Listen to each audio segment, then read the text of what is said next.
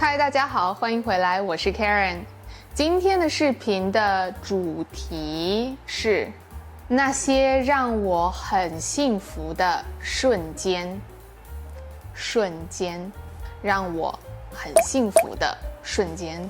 第一个就是起床以后，我喝到第一口咖啡的时候。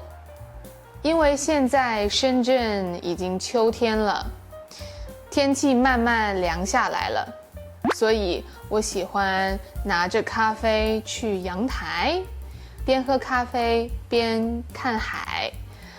第三个是，当我很饿的时候，我吃到第一口饭，最好还有一个好喝的饮料，然后我可以边吃饭边喝饮料边看视频。鱼豆腐、番茄冬瓜汤，然后我还做了一杯抹茶拿铁。鱼豆腐好好吃。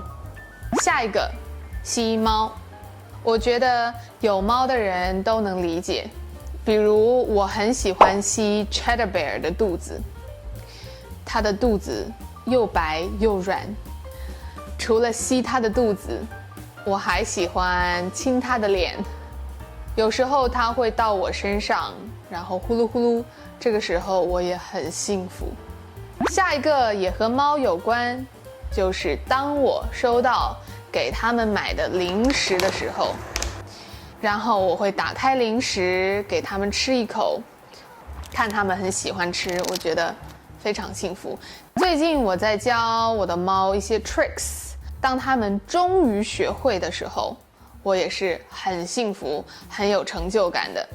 最近呢，我在教 Cheddar Bear 一些 tricks， 他现在已经会坐、等待，就是 sit 和 stay 这两个，然后我现在正在教他 high five。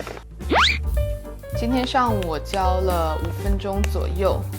Cheddar Bear high five， Cheddar Bear high five， 耶耶 ，Cheddar high five，Cheddar high five，yes。说到成就感，还有一个事情，就是当我读完一本书的时候，这一刻我也很幸福。下一个是当我读到一条支持者的留言的时候，当我读到你们给我的留言，给我的鼓励，我都非常的幸福，所以谢谢你们。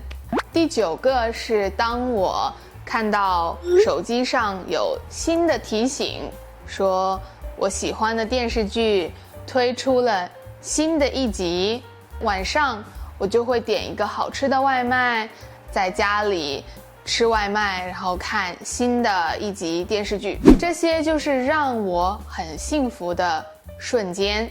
哪一个瞬间你很幸福呢？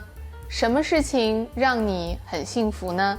可以在下面告诉我。今天的视频就到这里啦，谢谢大家收看，下次见，拜拜。